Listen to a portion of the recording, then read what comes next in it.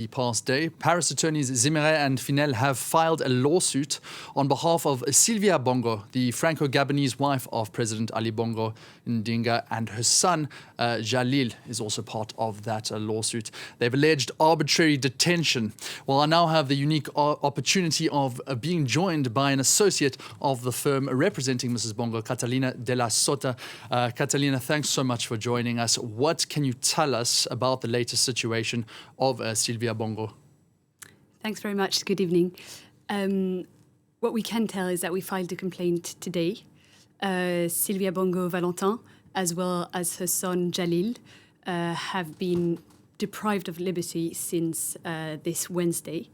We do not know exactly where they're being held.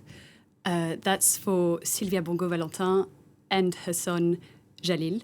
And then we also have her son Nourdine, who's been arrested. There's been a public announcement of his arrest along with other persons, notably for alleged corruption and high treason. And we fear there's a very high chance that he's a victim of enforced disappearance. We do not know where he's being held. There is no information whatsoever. And we really worry for his security, for his health, as well as for his mother's and his other brothers. So we don't actually know where they are. We don't know about their situation. But why have you, as a French law firm, taken this case on? So Sylvia Bongo Valentin is a French national, as well as her two sons, Jalil and Nourdine, for which we've also filed a complaint today. Because they're French nationals, the French jurisdiction, France has jurisdiction, the French law is applicable. French law is applicable in the case of any crime committed abroad against a French national, any crime that is serious enough for which a jail sentence is incurred. This is clearly the case because if we go up to, these are very serious crimes, enforced disappearance in particular, and a person responsible for enforced disappearance can be sentenced to a life sentence, to life in prison. So these are very serious crimes committed abroad on French victims, French nationals. And so France has jurisdiction. The French criminal code is applicable. And for this reason, we have filed a complaint in France. But now, obviously, the French code is applicable. What would the French authorities actually be able to do in the situation where potential arbitrators were found guilty of such a crime? Mm-hmm. Well, an investigation, the public prosecutor will decide whether or not to open an investigation, and then there's many different channels of sort of requests for legal assistance to Gabon. Then obviously, if there's no cooperation at all, but the investigations show there clearly is a crime at the end, there can be an emission of arrest warrants. So it's not only does France have jurisdiction, but we also have the legal tools to carry on a case such as this one. What do you fear in this case? Well, what we fear, we fear for Sylvia Bongo Valentin's and her son's security, for their health, and that's. Some of the most fundamental rights are being violated here, and so we just hope the situation will sort of end as soon as possible.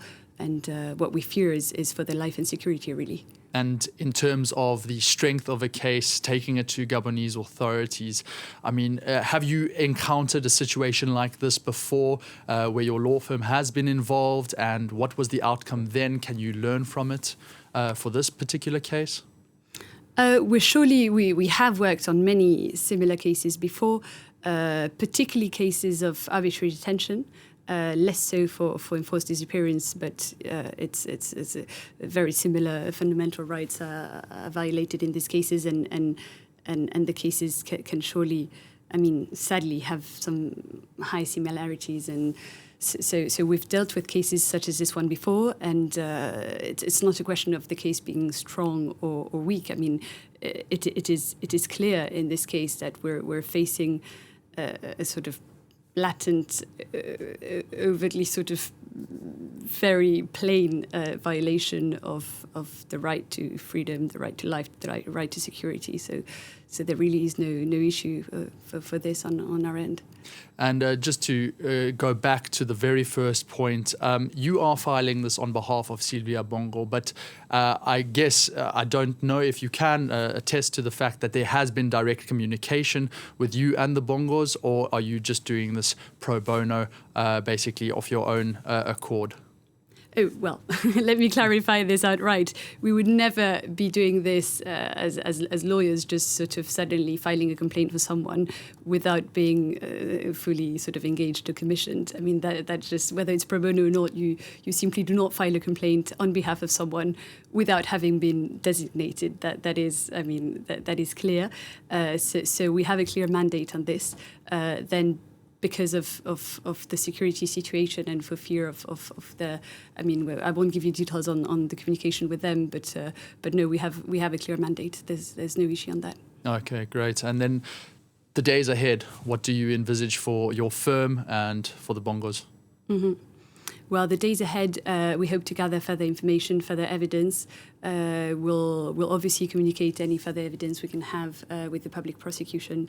In fact, when we say public prosecution, we have more specifically filed this complaint with the National Prosecutor for Anti-Terrorism in France, a special national prosecutor that was created in 2019 and who has jurisdiction for some of the most serious crimes related to terrorism, but not only.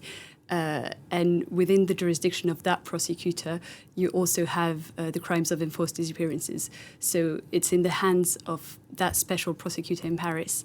And in the coming days, well, we first hope to have further information that they can be freed as soon as possible. And in any event, we'll continue on the legal front on this case to sort of build up the evidence we can. Catalina della Sota, thank you so much for joining us.